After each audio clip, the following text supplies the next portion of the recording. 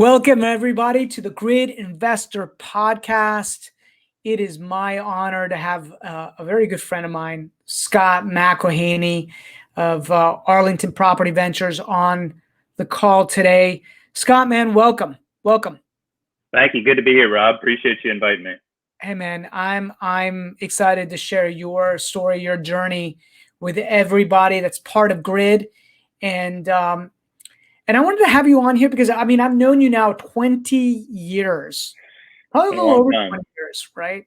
Yeah, probably 1998 was when we first met, I believe, around there, 1998, 1999, somewhere around there. Yeah, it had to have been 98, yeah. So it's been a long time. It's been a long time. And, you were one of the guys that inspired me to go into real estate full time. I obviously kind of did the whole thing, I think, like you did. Like, we read Rich Dad Poor Dad and went through that and got our thinking a little bit different. And but you took the leap early, right after 9/11 happened, and then we were business partners in this recruiting business, and you took this leap, and then I've seen you and Lisa grow ever since, and I really have watched from afar and admired what you guys have built. And so I want to share that because your story is an interesting story, this journey, and I'm going to walk everybody through the journey here in a little bit. But Scott, why don't we start at the beginning? This is your journey. How did you get started, right, in real estate? Let's kind of go back to that time, right? How did you get started, and why did you get started? Well, like you mentioned, you and I think, both read Rich Dad Poor Dad about the same time, and we were both fortunate in that book came out in the late 90s, and it was just super popular. We both read it, and it really resonated with me. I looked at relatives and people older than me who had done the 40-hour plus, a week grind for years and years, and I liked what Robert Kiyosaki said, and I just wanted to seek that different way and that different lifestyle that he was talking about and making money work for you. And I really liked real estate. Lisa and I, even before reading Rich Dad Poor Dad, were real estate junkies. We would go to our local bagel shop in Arlington, Virginia every Sunday, get the Washington Post, sit down with a bagel and coffee, and just peruse the residential for sale ads around the DC area, and then we would just go to open houses just for fun. And so we both loved real estate. And when Kiyosaki talked about real estate being one of the tools you could use to build passive wealth, that really resonated with me. So I started seeking it out as a possibility for me to get out of what he called the rat race.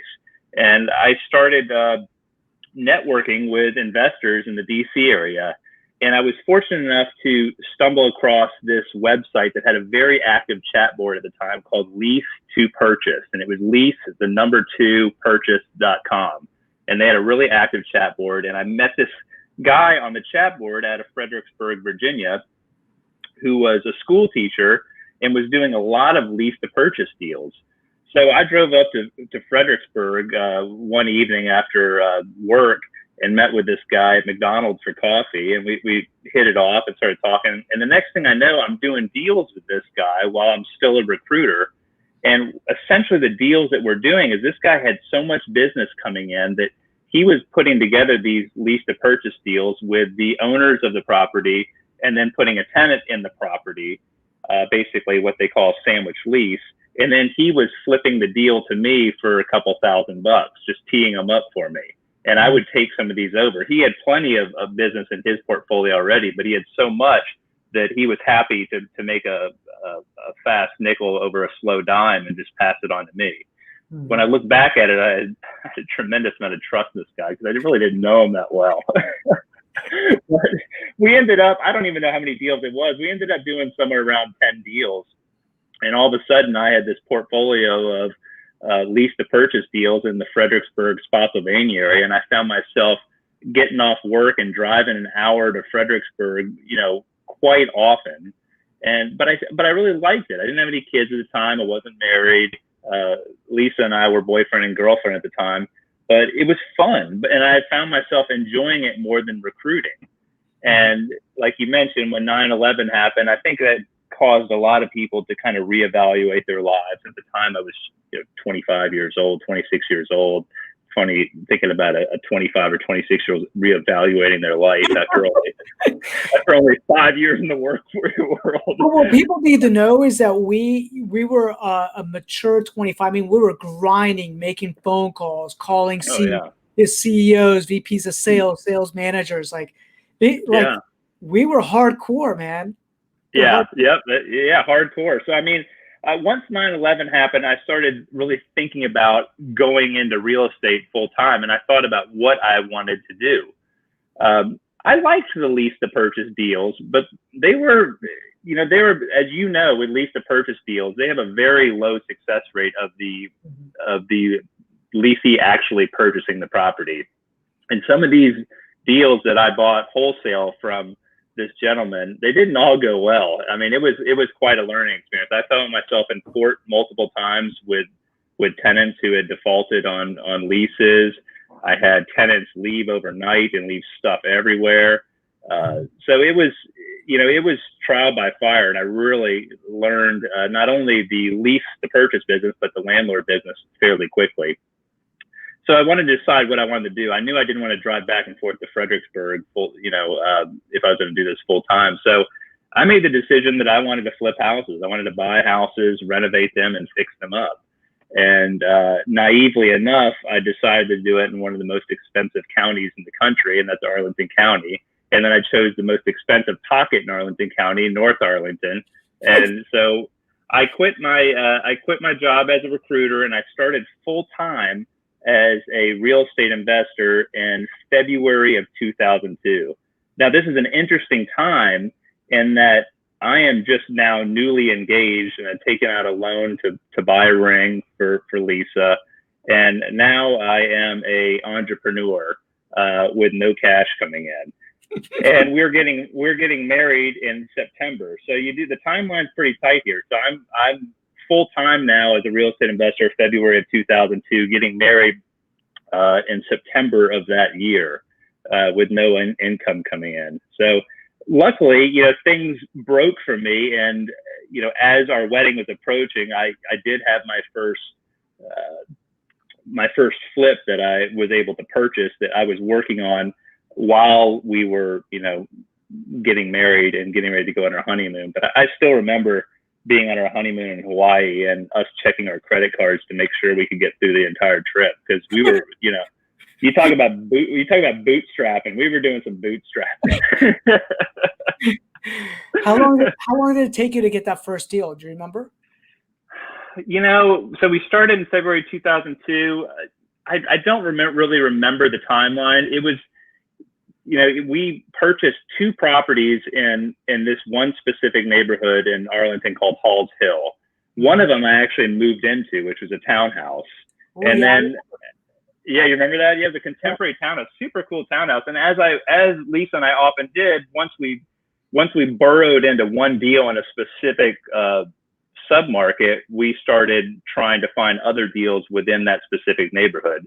So the first deal that we bought, where we were going to actually make cash money on flipping it versus moving into one, was in that same neighborhood.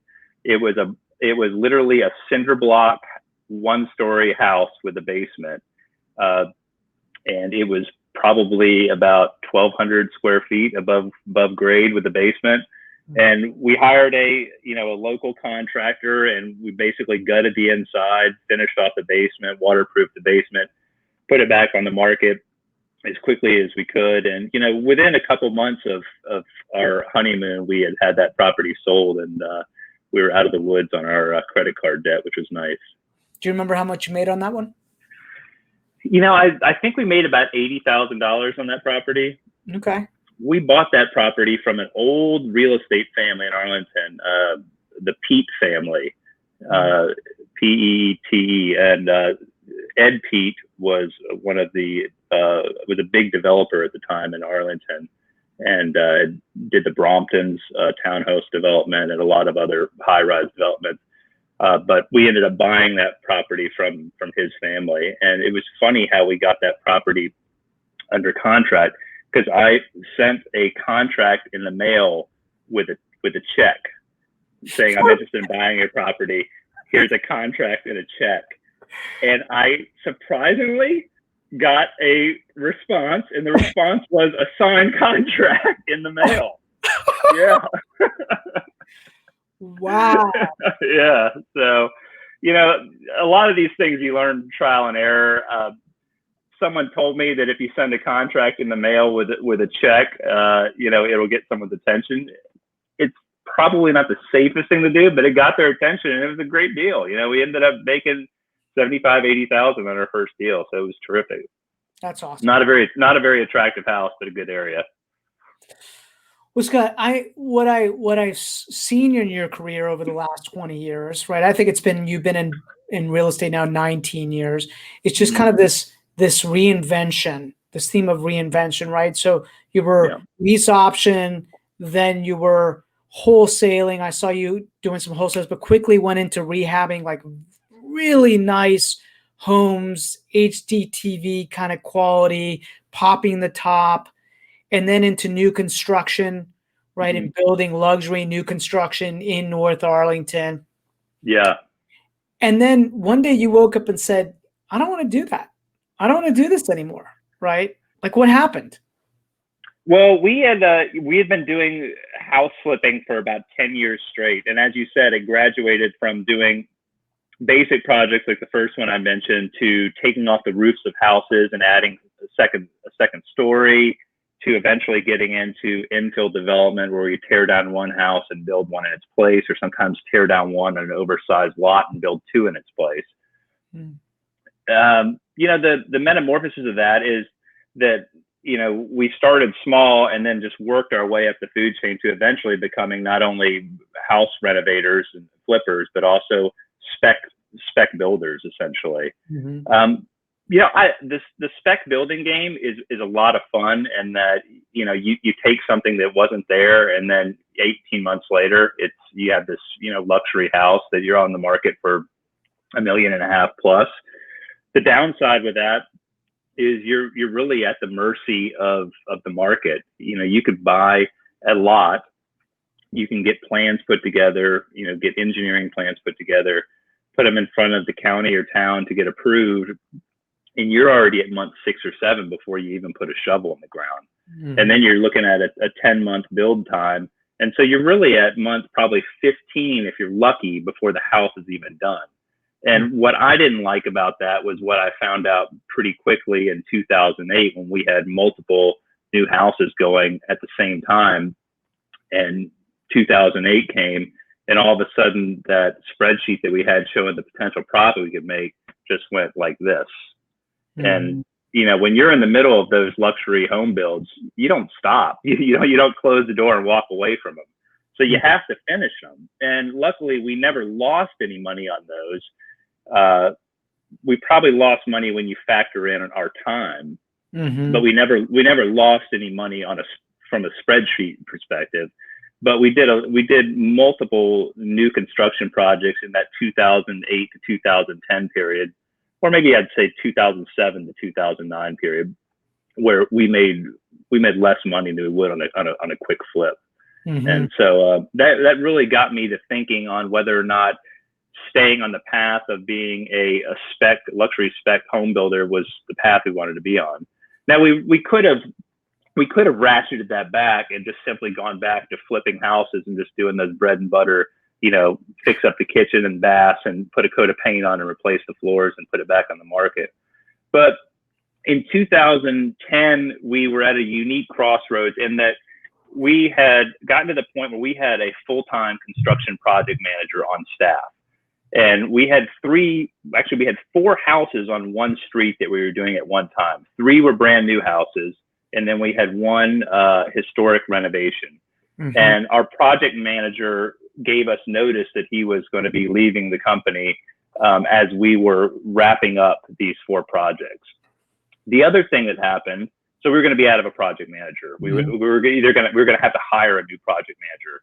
So that's one of the key things that happened. The second key thing that happened was we found out that we were going to be having our first baby. Mm-hmm. So we were in the unique position of being able to make a decision right now on whether or not we wanted to hire someone new and keep down the same path we were going on, or if we wanted to maybe chart a new path.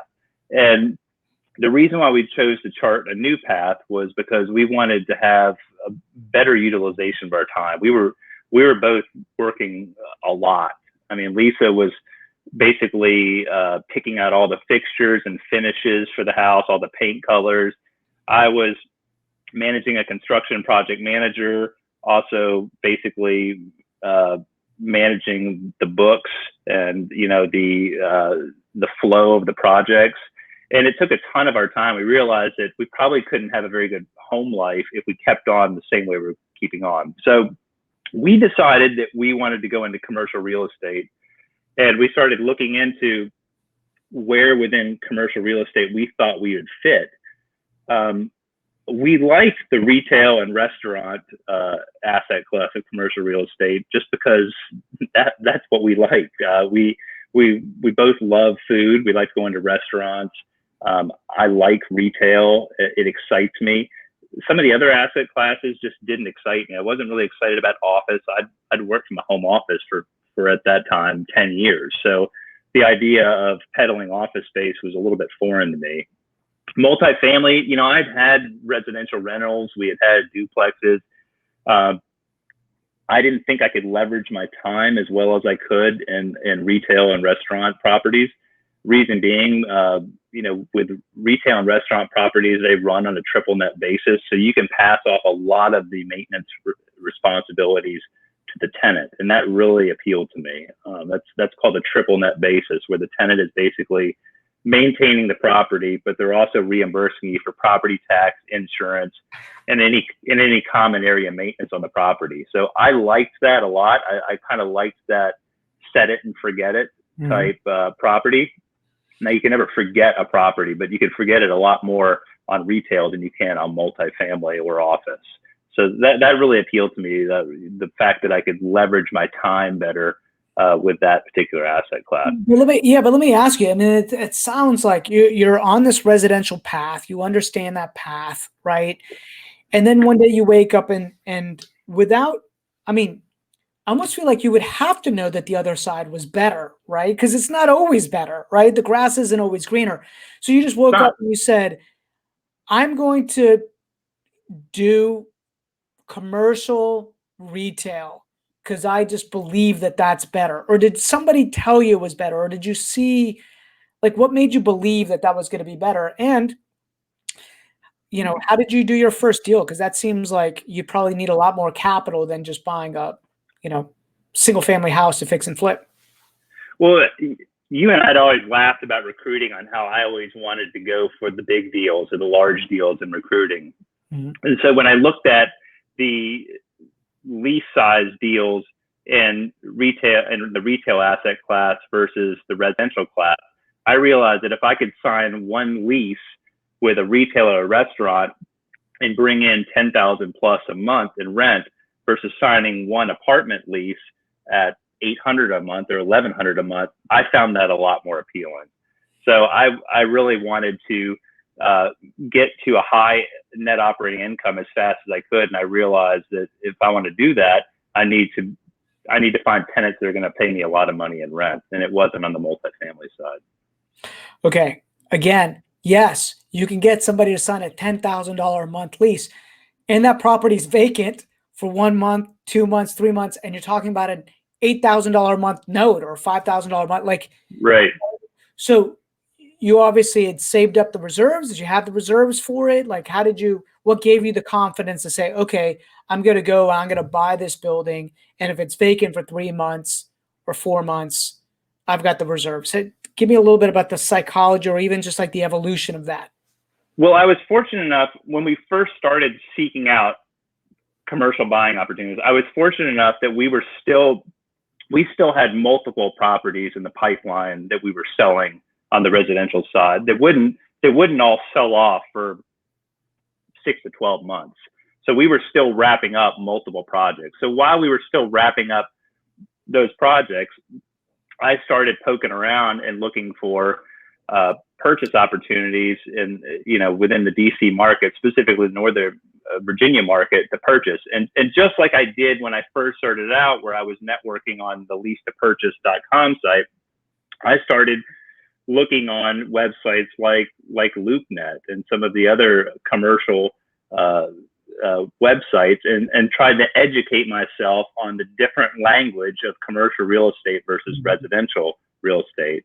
And also, similar to our journey on the residential side, I was very fortunate to have multiple mentors that helped me along the way on the residential side. And I realized the importance of that. So I started kind of keeping my ear to the ground and my eyes open for someone who could help me. And, there were multiple people that I tried to befriend and ask, and I got shot down, several times, or just no one just got no response at all. But I was fortunate enough one time to be reading the Washington Post, and in the commercial section, in the general section of the commercial real estate section, there was an ad that said commercial real estate investor consulting, and it had a phone number.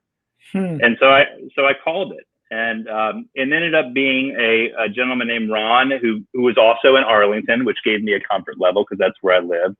But what really gave me a comfort level that this guy could be of assistance to me and that I could trust him was his wife was a prominent residential real estate agent. When I asked him his wife's name, and he told me what her name was, it gave him instant credibility, because I knew of his wife. I knew she was a very reputable agent in Arlington. And so him and I got together, and he started giving me advice on commercial real estate. And I started looking around for commercial real estate. And the first deal we did together was a Walgreens in Arlington. Walgreens ended up being the tenant, but it was an Eckert that was going out of business. And I would go to this Eckert every Sunday morning, get my Washington Post, and it was kind of a routine. One day on the front door, there was just a very 8.5 by 11 sign that said, "We'll be closing on X date." But that's interesting. How often do drugstores close, especially on a prominent corner in North Arlington? Yeah. So I made mental note of that, and then I, went home and I did a reverse search to try to figure out who the owner was, and I found it was an owner out of Chicago. So I just picked up the phone that following Monday and called them and asked them if they wanted to sell. And eventually I got to the right person, and they said they did want to sell. And I went back to my mentor, Ron. I go, "These guys want to sell. What do I do now?"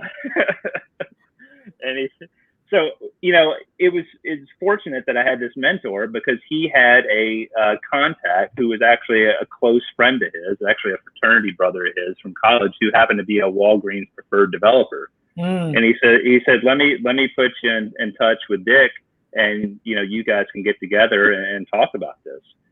So we did, and Dick and I put together a contract, put it in front of this investment firm out of Chicago, negotiated back and forth, and got a contract.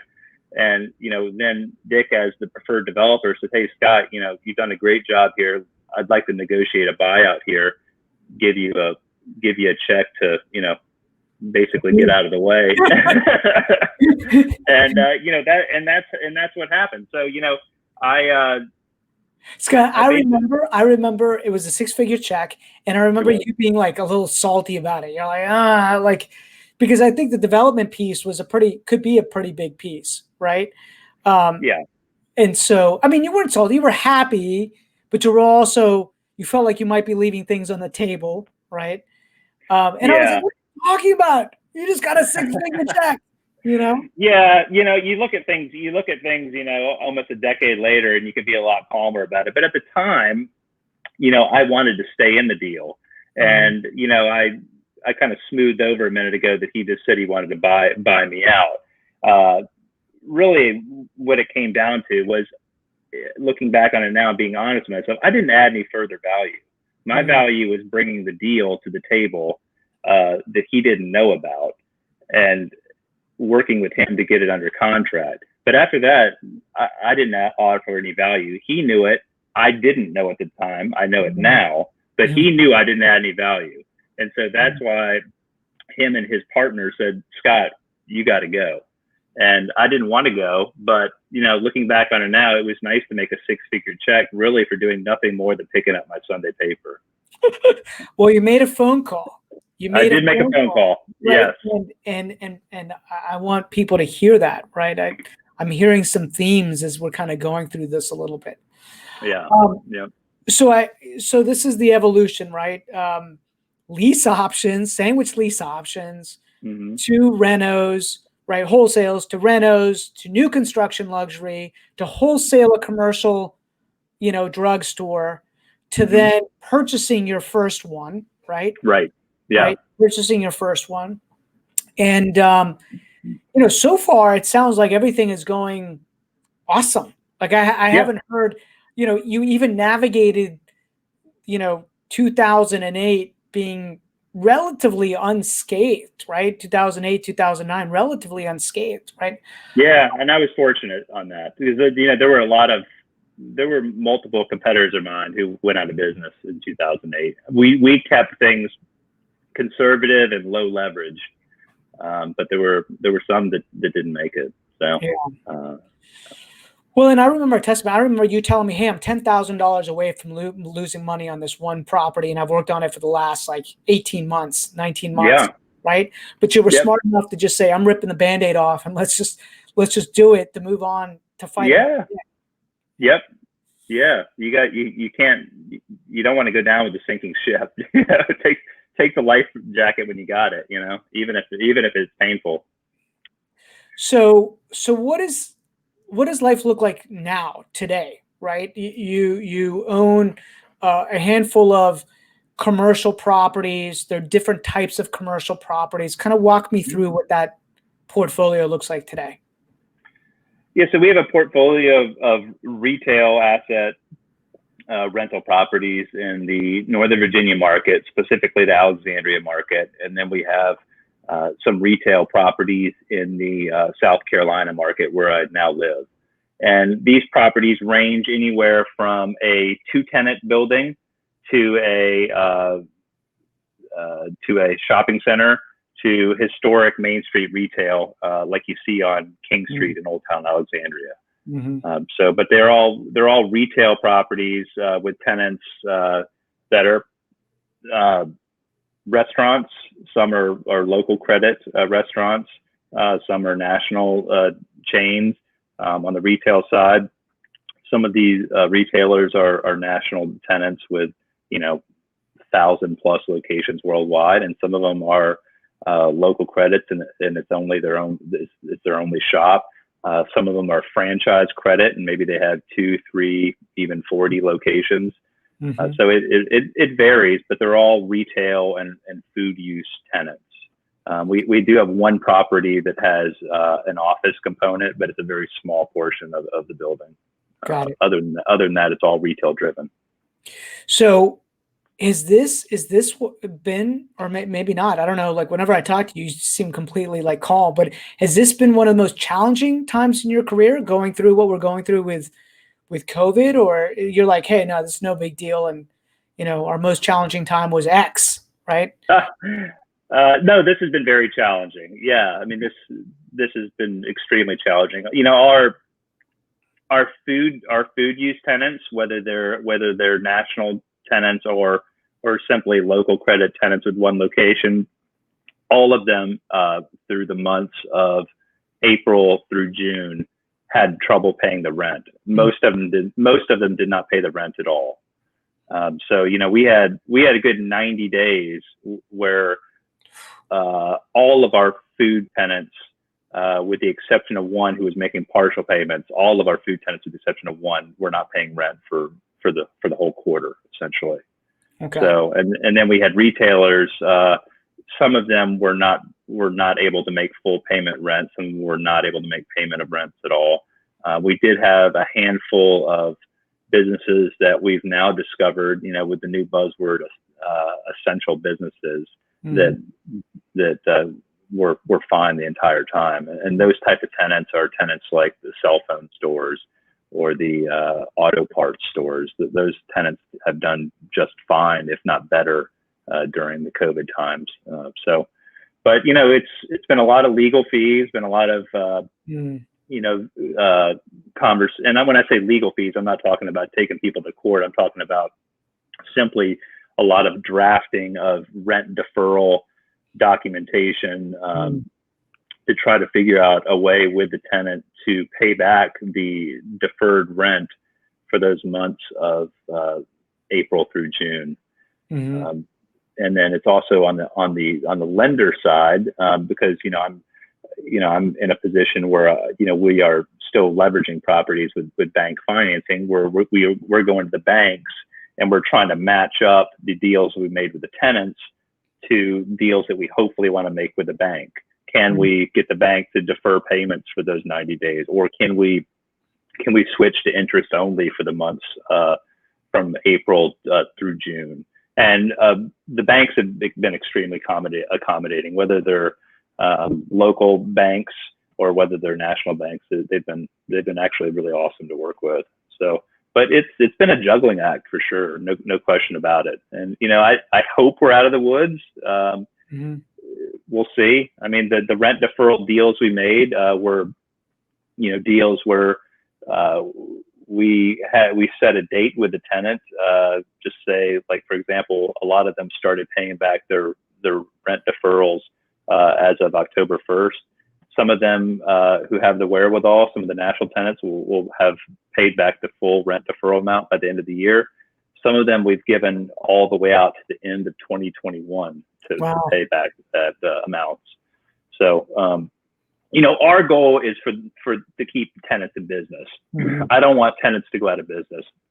I know they don't want to go out of business. So I have to be a businessman, but at the same time, I have to be empathetic as well. Yeah. So, but the goal in retail real estate is tenant retention. You don't want to lose a tenant, because it's very expensive to re-tenant a property or a unit. I mean, it gets expensive in a hurry, because some of the concessions that we have to make as landlords for retail and restaurant property are a lot different than multifamily or single family rentals. So, not only are we paying brokerage commissions, but we're also doing things such as giving tenant improvement allowances or giving a free rent period. And so, a free rent period could be, the last free rent period we gave was 6 months. Wow. So, that's, you have a lease that you sign for 10 grand, you're giving the tenant $60,000. And then if you're signing a 10-year lease, and you're talking about rent rates of $10,000 to $13,000 a month on a 10-year lease, commissions are paid on that initial base term. So if you have $100,000 a year lease times 10 years times 6%, you could be paying commissions depending on what that rent rate ends up being of $75,000 to $100,000 upfront. So, yeah. Well, once the lease is signed and once any contingencies are lifted, like if the tenant happens to have like an alcohol license contingency or a certificate of occupancy contingency, once those contingencies are lifted, you got to pay that money. So, if you have a property where the rents are high, like I'm talking about, like, 100,000 plus a year, you could easily spend 6 figures re-tenanting that property. So you want to keep the tenants. Okay. Yeah, man, that's crazy. I know you want to do, that's a lot of money. That adds up really fast. Yeah. Well, so when even before COVID hit, did you ever experience, because now you're dealing with, the numbers are a lot larger, right? If a tenant, doesn't pay you a rent of $2,000 a month, you probably have you're like, okay, no big deal, right? Yeah. But now you're talking about either a business going out of business or, somebody not paying you for 4 months, 6 months at a time. Did you ever have a time pre-COVID where you were like, oh, shoot, right? Oh, yeah. The very first deal that we did, once we finished that Walgreens deal, the very next deal we did was a property in the Potomac Yard area, Alexandria. and it was advertised as a leaseback. So this was an old company. It was a West Coast competitor of Mako called Earl Scheib Paint and Body. They did very inexpensive paint and body jobs, and they had recently been bought out by an investment firm that specialized in turnarounds. And Earl Scheib had kind of fallen on hard times. And one of the strategies this investment firm had was they were going to look in the 80 store portfolio that Earl Scheib still had and sell off any real estate owned property that Earl Scheib had, and then have Earl Scheib lease back from the purchaser. So this was advertised as a lease back.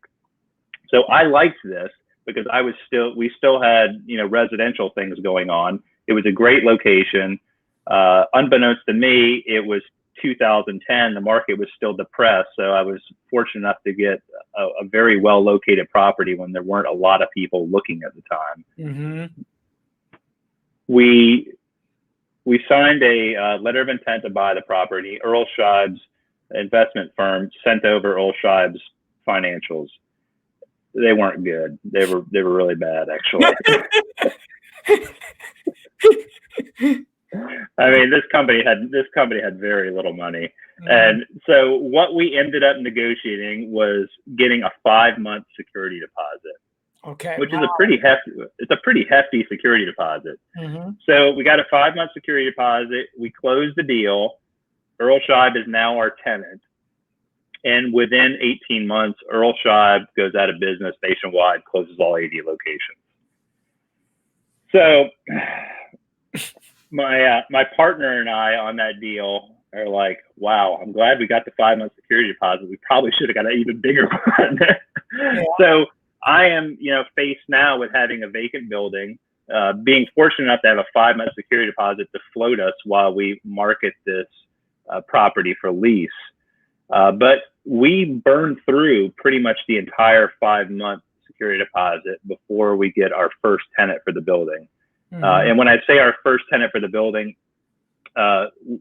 we luckily found Cellular Sales, which is a Verizon reseller, and at the time had about 500 locations, who liked this corner so much that they took half of the building at their expense, and they completely changed it from an industrial paint shop to a retail space.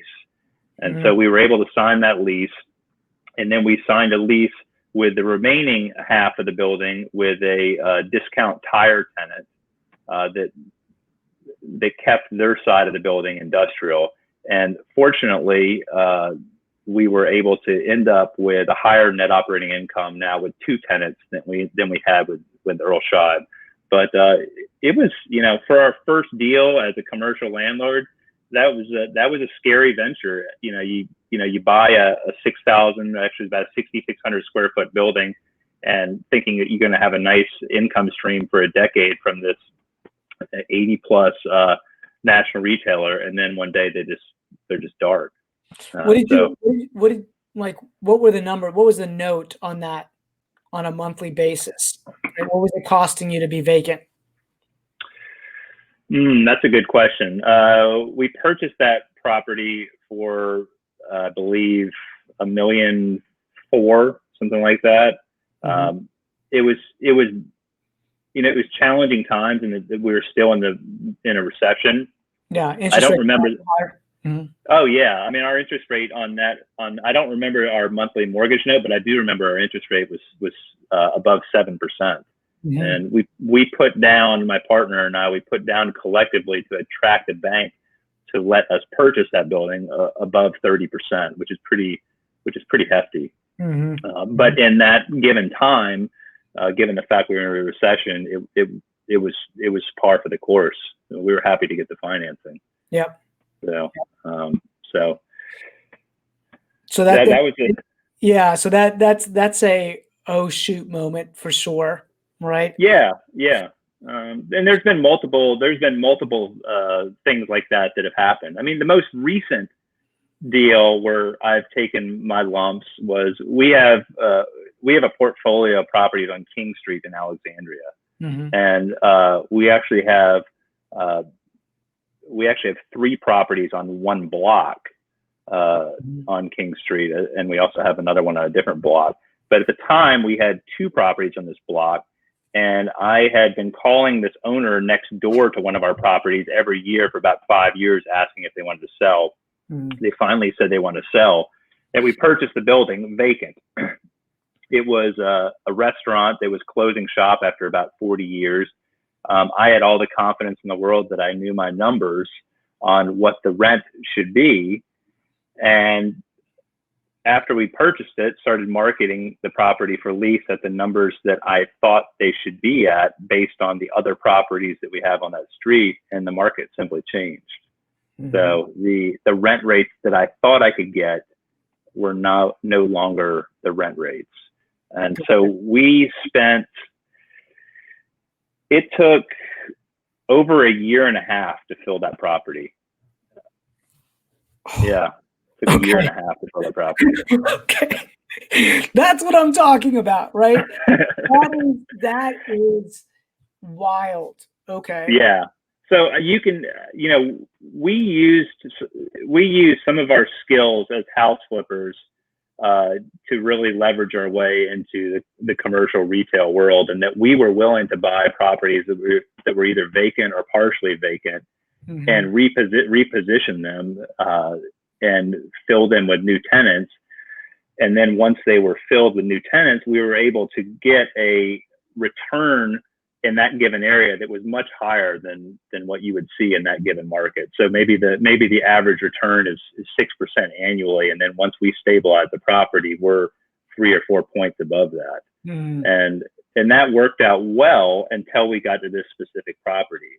And it was one of those things where the market was just different. The vacancy rate had climbed on King Street, and landlords were either having to lower their rents or sit on properties.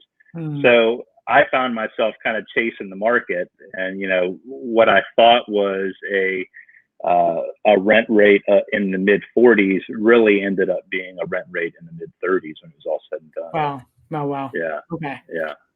Yep.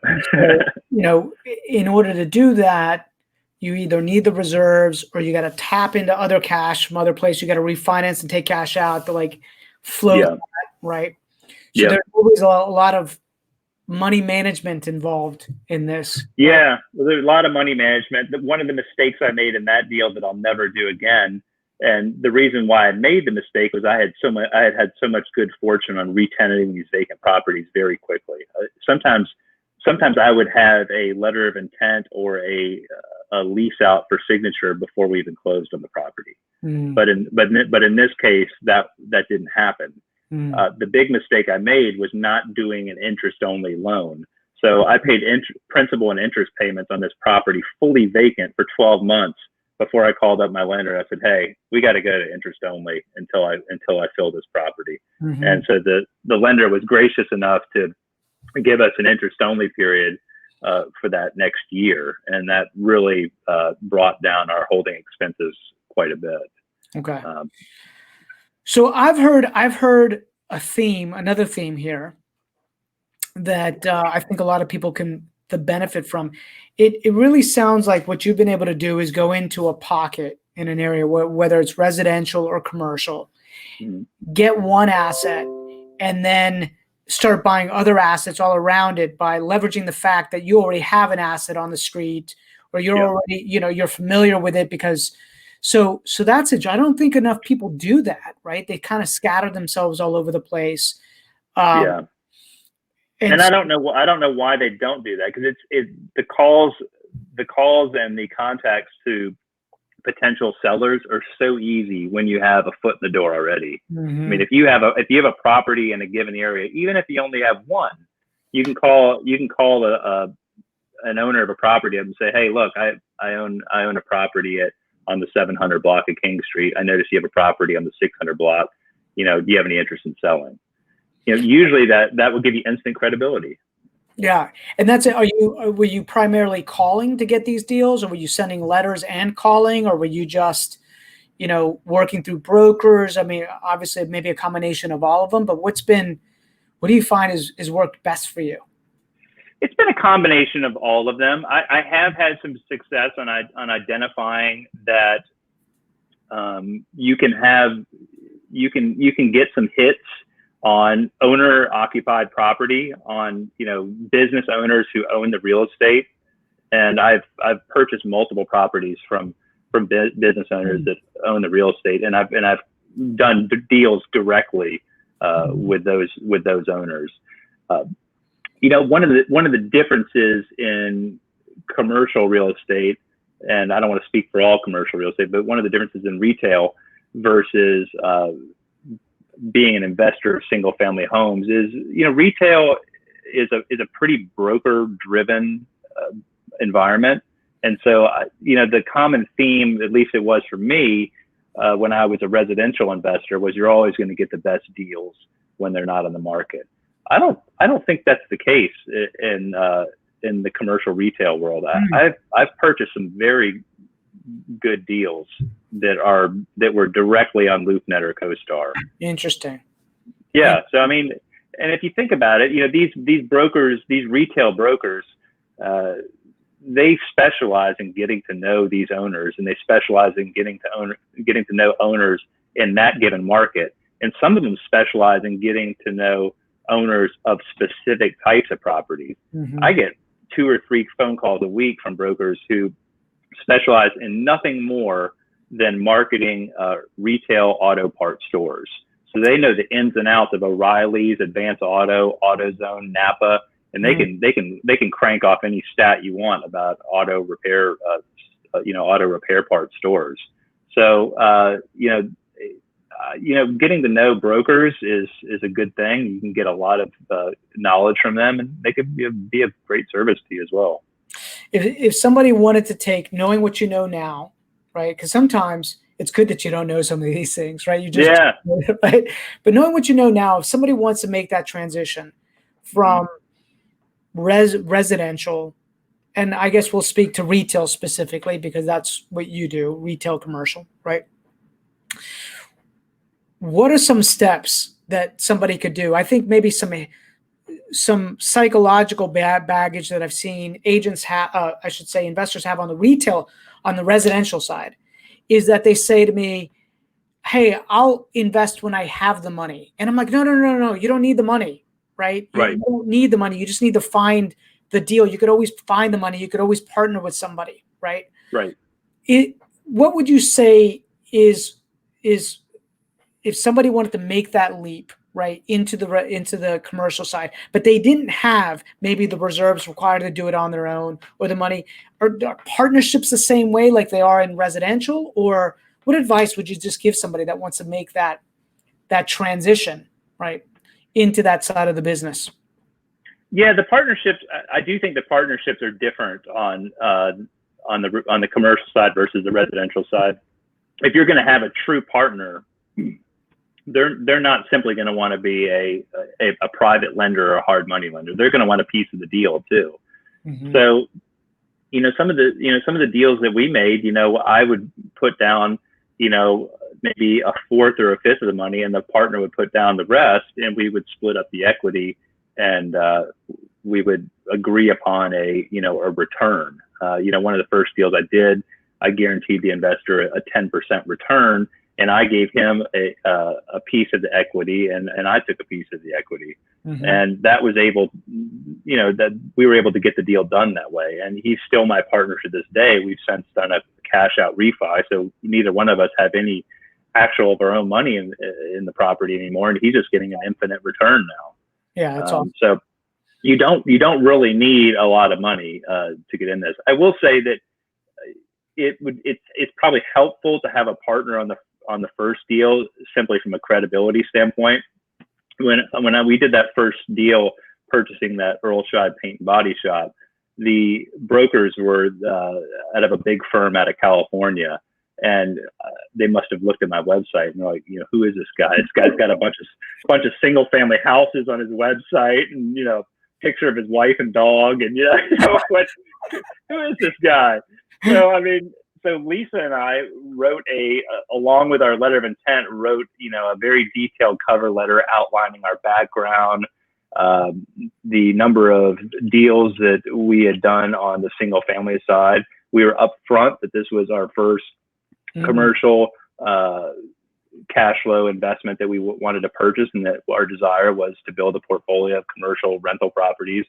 We also outlined, the amount of private money that we had borrowed, and just money in general that we had borrowed, over that 10-year period as single home flippers, and the fact that we had never defaulted on any loans and have always been in excellent standing with all our lenders. So, we submitted that through our broker along with the letter of intent, and the broker represents us looked at this letter and was like, wow, this is an impressive letter. And it worked. And if we wouldn't have had the letter, the chances of getting that deal, I think, would have been low, just because we didn't have the experience or the credibility. Yeah, you had to build business confidence in their mind.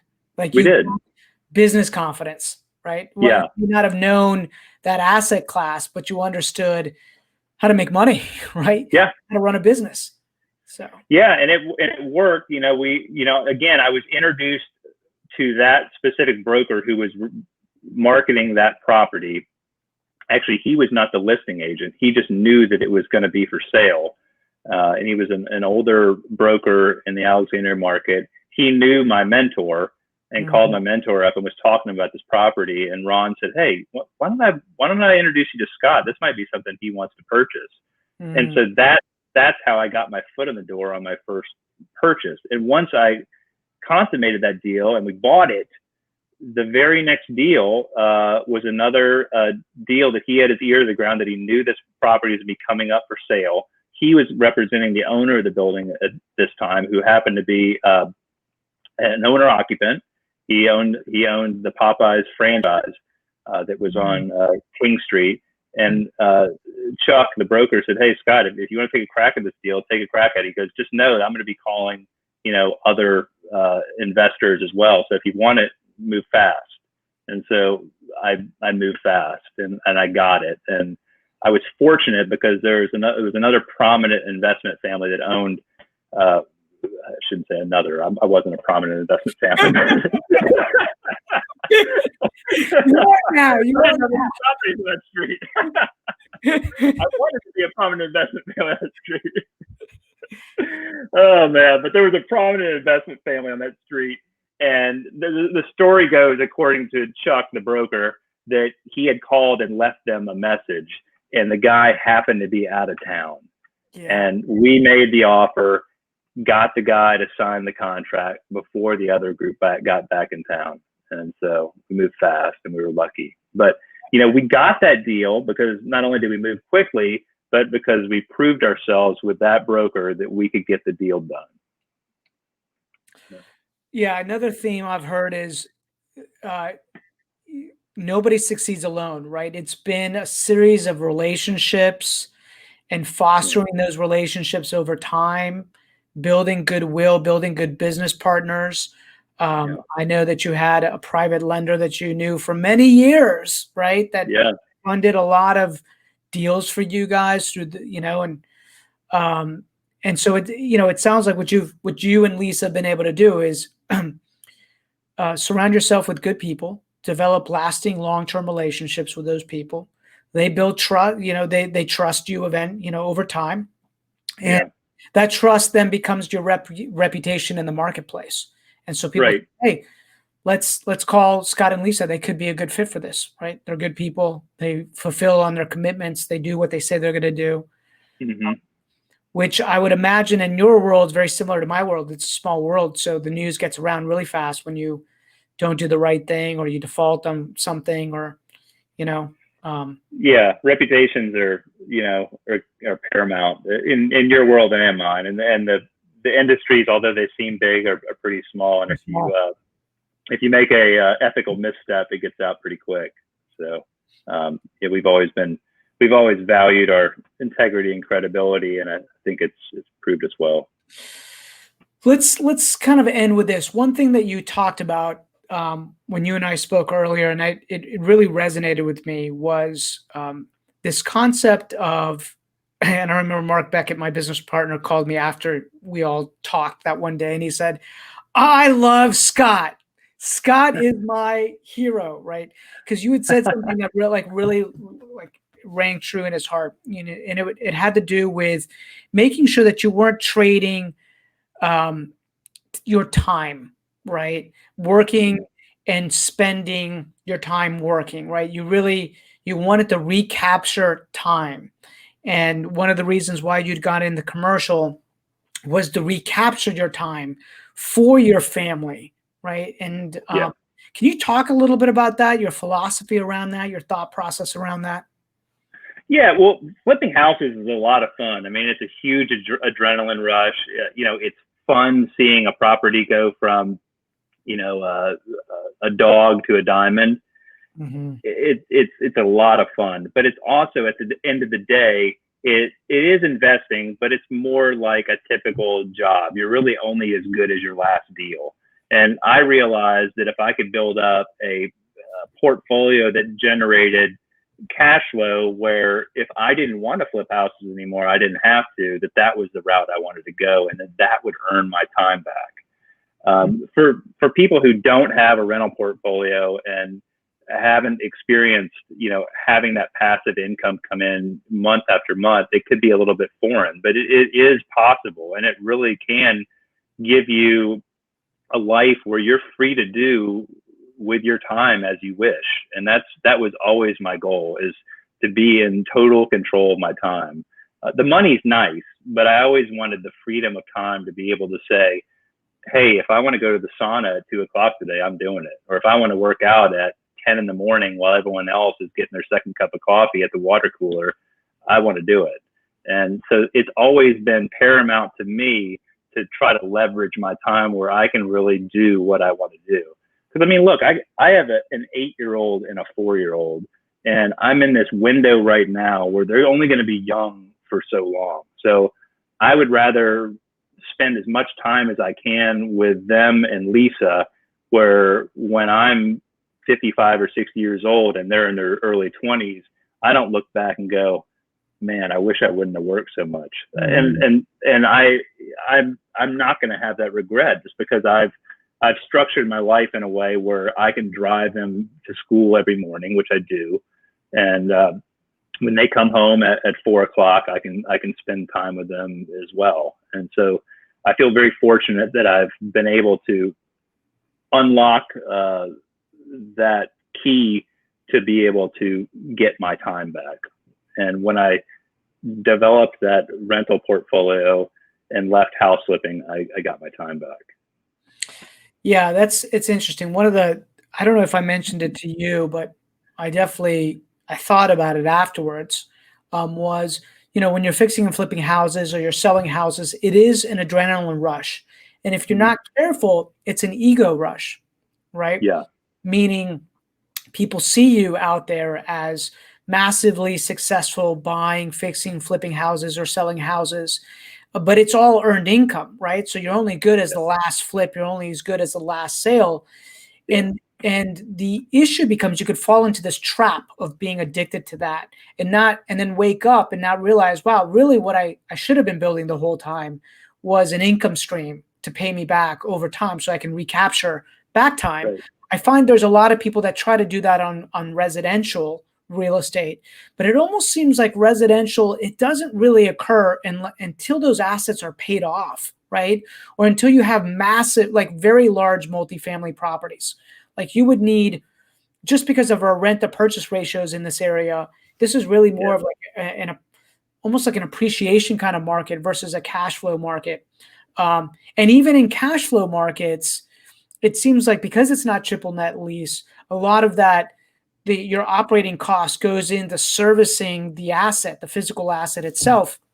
And then it appears to me that really you're delaying that income stream until you've paid off that asset, right? Right. Over time. At least that's what I've experienced on the residential side, right? No, that's very true. I mean, yeah, especially in a market like Northern Virginia, it's when we were analyzing how we could go into owning rental property that would give us the passive income we wanted, looking at the small portfolio we had at the time of single family homes, in Northern Virginia, the cash flow was very small, just because even though we were buying these properties, at 70 to 80 cents on the dollar, they still were just, you're lucky if you eke out a couple $100 a month after paying the high property taxes and the insurance and, like you said, the upkeep.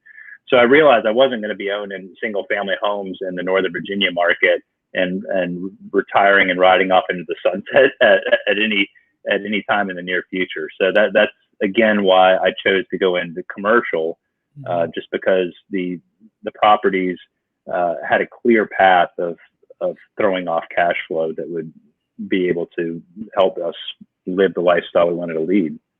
Let's just go back to that first property, that first asset. I'm just curious more than anything. You don't have to share. Sure. Like, yeah, it inspire me or some other people out there, right? So that first asset that you purchased, right, in, I guess, Potomac Yard.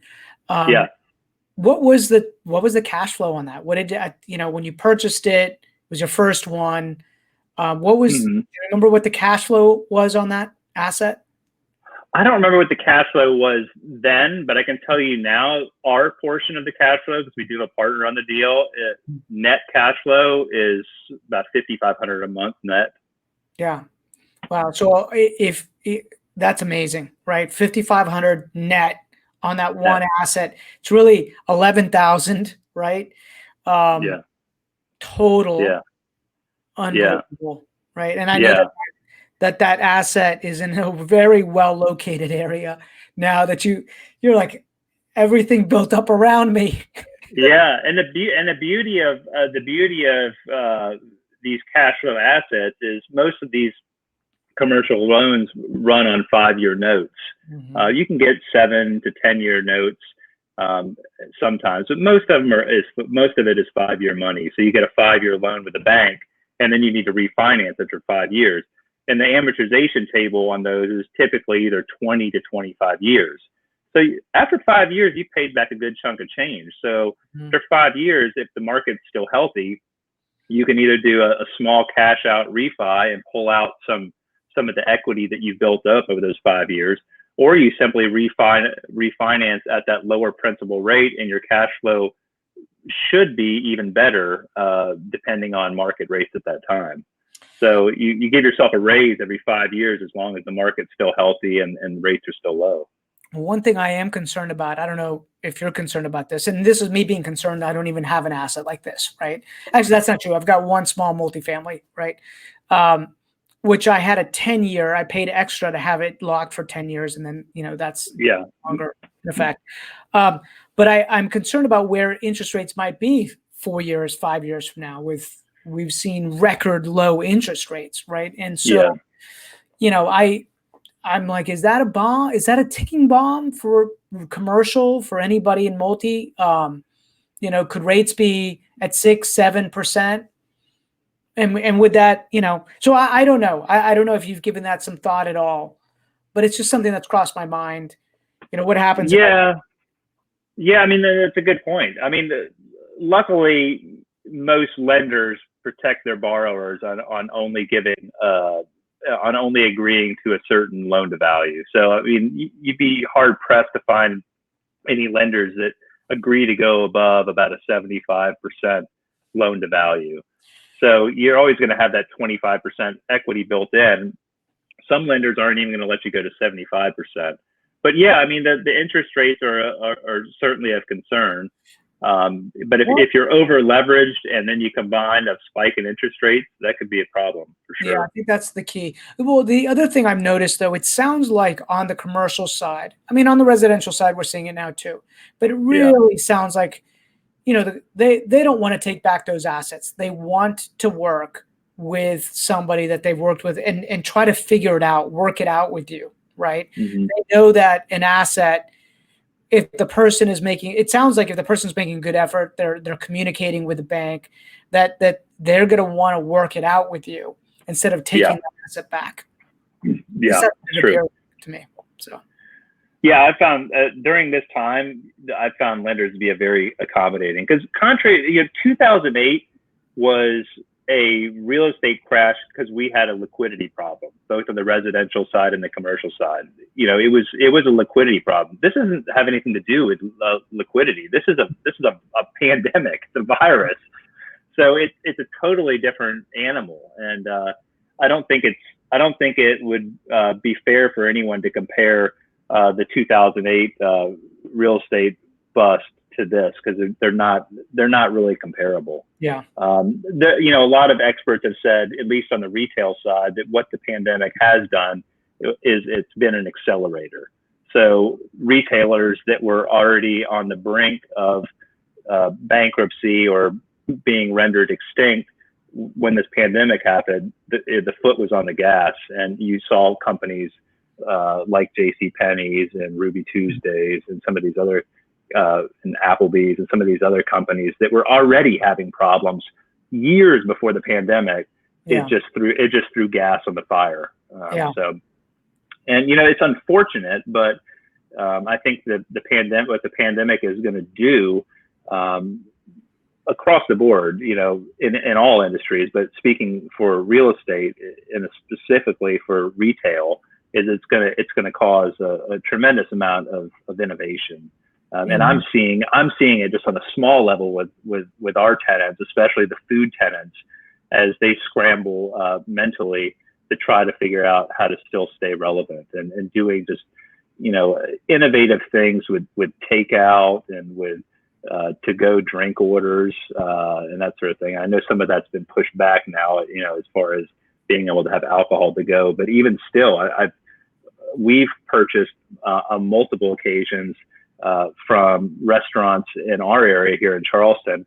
We've purchased our favorite margarita mix from our Mexican restaurant, and they bottled this stuff and they sell it now. And you come home and you throw a couple of shots of Patron in it, and it feels like you're in their restaurant. It's genius. I mean, it's so smart. and it is brilliant to see. Well, it's also interesting to see which industries thrive during this time. Like, I remember when the pandemic hit, I went to go get my bike tuned up, my mountain bike tuned up. And the guy's like, man, we're like 2 weeks behind. We don't have any bikes. All of our bikes sold out. And I'm like, really? They're like, everybody went in, bought bikes, and everybody brought their bikes in for service. And I was like, wow, the interest is so interesting, right? It's amazing. Yeah. I mean, some industries have just exploded. I mean, you take the home gym business.